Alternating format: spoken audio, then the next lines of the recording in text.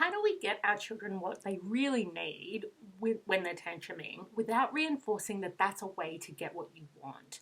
My name's Jodie Thornton, and we're going to talk today about how to handle those times where you know that what they are really wanting is actually valid and it is something that they need, but you're worried that if you keep reinforcing that if they tantrum they get what they need, then that's going to be an unhealthy thing for them in the long term.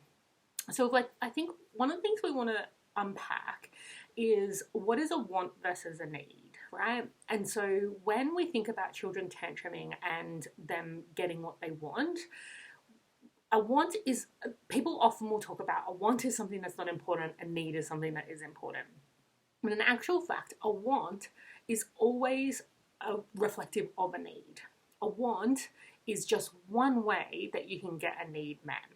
And so when we think of like reinforcing to children that if they tantrum, they get what they want is a problem, what that often is really about is just making sure that they don't become the kind of person who gets what they need at the expense of other people. And so then our issue is not so much about them getting what they want, it's about getting them the need that's underneath the want, getting them practiced at finding a way to get that need met in a way that works for everybody else that's involved, right? And that also might just be their own other needs. So if we think about, I want ice cream for breakfast, well, the other needs at play are your sugar intake, because different families have different rules around what is appropriate levels of sugar to be consuming, but then also things like dental hygiene, right? And so if we think about when they want something, it's like, why do they want ice cream? Nobody needs ice cream, but there is a need that they think will be met by getting that ice cream for breakfast. And once we can unpack what that is, we can find a way to get that met while also taking care of their physical health, right? And so then if we think about when a child is tantruming to get what they want, our number one job is to figure out what is it that they actually need in that moment. And so we see what they want as a single strategy that is one option, and there are many, many, many other options. If there are not lots of options to get the need met, that means you haven't gotten deep enough. We need to go deeper. And so then if we think about a tantruming child to get what they want, if you know what they need and you can get them that in that moment, there's no problem with just doing that. When we think about not encouraging a tantrum, where we go to is the moment of the tantrum and reinforcing that tantrum means I get what I want, right? What we want to do is take less emphasis on those moments and place more emphasis on the moments where the need comes up. They have a feeling that tells them that a need has come up, and the feeling is small. So it might be a whisper, it might be normal conversation level, but it's not yet at that really loud tantrum level. When we can catch those feelings at that point and figure out what is the need and find out a different way to get that need met that works for their other needs or the other people that are involved. And so that's where we want to shift our emphasis. So when the tantrum happens, it is totally okay for you to give in. And in actual fact, if you need to be giving in, don't stress about that, right? But if your intention is to reduce how often your child tantrums, so that we're not reinforcing this, if you tantrum, you get what you want. Stress less about giving in those moments and focus more on how do we get our child to be able to know what they need when it's a smaller voice, when the feelings are less intense, and then we talk through it.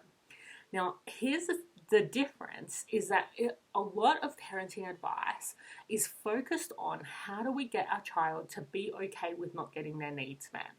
And so when a child has a vague level of frustration or a small level of anger about what's happened to them, but then they don't tantrum, they don't get what they need, and then they just move on, a lot of parenting advice would count that as a success. You've done well. Your child is learning that they're not always going to get their needs met.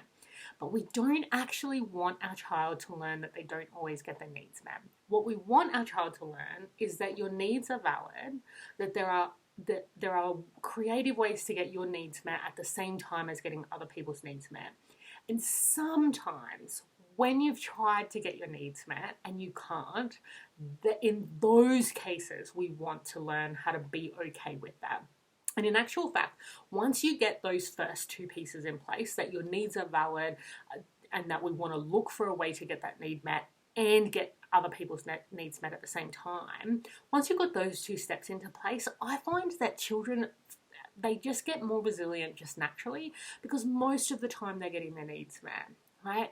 And so then it becomes easier. And some kids do need some practice in those moments where they're not going to get their needs met, but it's much easier to teach a child who has to do that infrequently than it is to teach a child who's having to do that as the default. It's like the default is your needs shouldn't be met. And let's take a little bit of another detour, which is that most of us are like, well, how often do you really need to get your needs met? Because, they get their needs met a lot more than we did. And I want to mention that the reason for that is that the generation that raised us, they had a lot of harshness in their parenting. And if we look at how the generations go, there's a good reason for that. But that harshness is what taught us that we should never expect our needs to be met.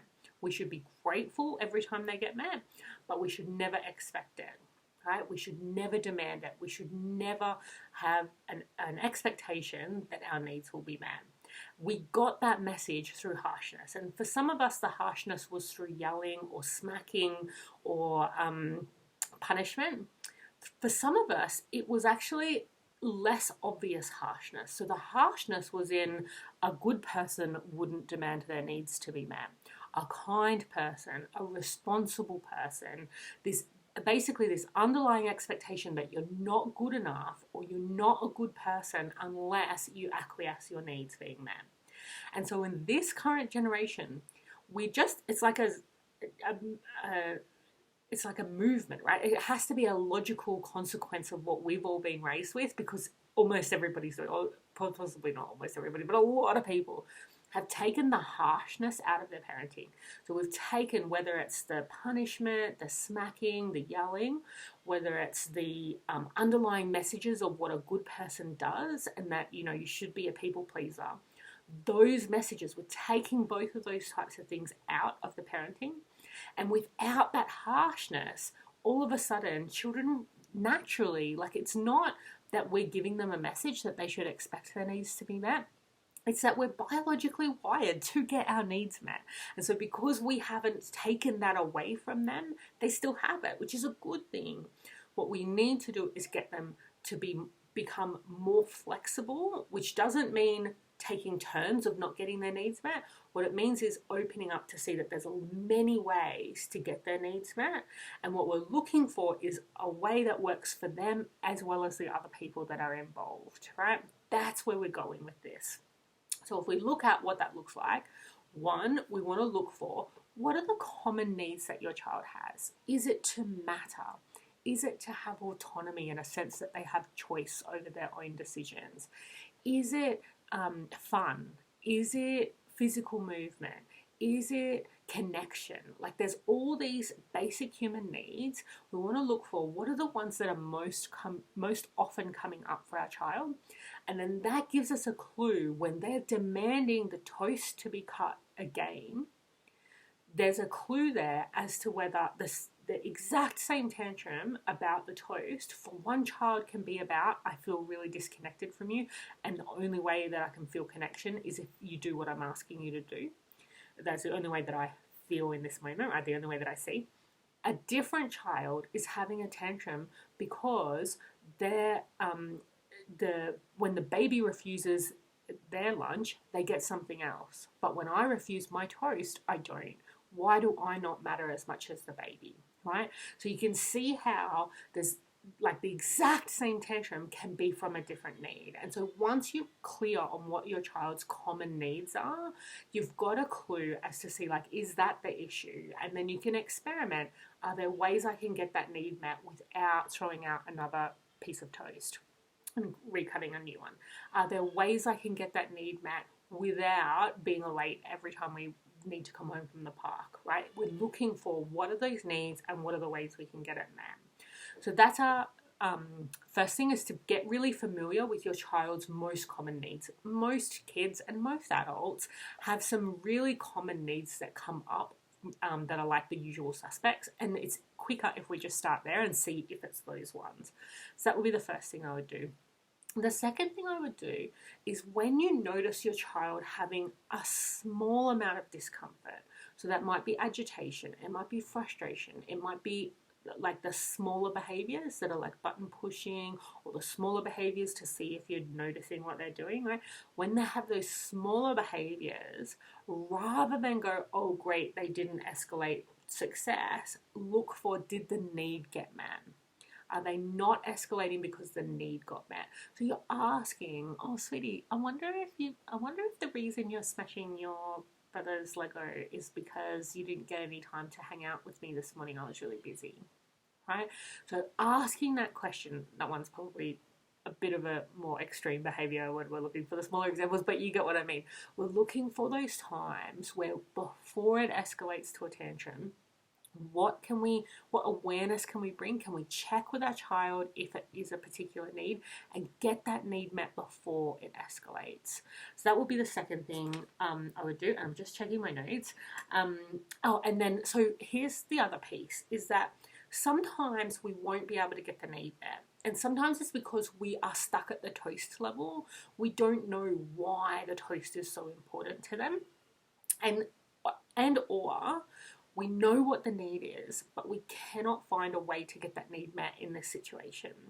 And truth be told, if we had enough time, there's very few circumstances where we really cannot find a way to get the need met. But because we're learning this process, we're learning to identify the need, we're learning to find the solutions that might be just there in front of us, sometimes it takes a lot more time than we have. And so rather than putting everything else in life aside and focusing on this, what we can do is just take the wins where we get them, and when we can't find it, we want to validate the need. So you explaining to your child that you understand what's important to them, you understand why it's important to them, and it's valid and important. It's just that sadly in this moment, there's just no way for us to get that need met right now. Right? Once you validate all of those things, then hold space for your child's feelings around the fact that they're not getting what they need. That sometimes at the beginning can be a big process, but the more practice you have in validating their needs, validating their feelings, and then holding space for them to process those feelings, and the more practice your child gets at processing those feelings, once those two things get a bit of momentum behind them, that can be a really quick process. Like you can get to a place, and I did with both of my smaller children, got to a place where sometimes they go from tantrum to perfectly calm in just a few sentences. And it wasn't through invalidation or putting their needs aside. It was through validation. It was through, yes, my needs are important. Yes, I feel reassured that if we could find a way to get this need met, we would. But it's just that sadly in this moment, we can't. And that's the resilience that comes from mostly getting your needs met, rather than the resilience that we mostly are told about, which is basically how can you be okay even though you're not getting what you need, right? So that's what we're looking for. So our 3 steps being, number 1 is looking for those common needs, which makes it easier for you to figure out what is it that they need underneath the want. And the more you can get those needs met, the less often that they will tantrum, right? And so you're not reinforcing that tantrum is the way you get your needs met. We get our needs met through talking about things, right? We get through our needs met through sharing what's important to us and problem solving together. The second piece was around listening to those feelings when they're small rather than waiting until they escalate. Again, that is about reinforcing we get the needs met when we talk about things. We're not waiting until we escalate to a tantrum to get our needs met. And then the third thing is that when we really can't get their needs met, we validate the feelings, validate the need, express that we would get the need met if we could, and hold space for those feelings. Now, if you'd like some help with some more detail around how to hold space for your child's feelings in a way that you can get some information about what might be that need, and helping them to really calm down from the tantrum so you can talk through the ways that they can get their needs met that aren't, in the impractical space, then register for my webinar, Supporting Kids Through Tantrums. In that webinar, I'll take you through how to use your body language, how to use the words that you choose, and then also how to use your tone of voice to help them to calm down from those tantrums. And then you'll be able to figure out what it is that they really need, and then you can make a plan from there. So that webinar you can find at jodithornton.com/tantrums. And if you have any questions at all, please do email me, jody@jodithornton.com, whether it's about this particular video, what we've talked about, or whether you have any other parenting questions, please feel free to send them through. I really love hearing from you.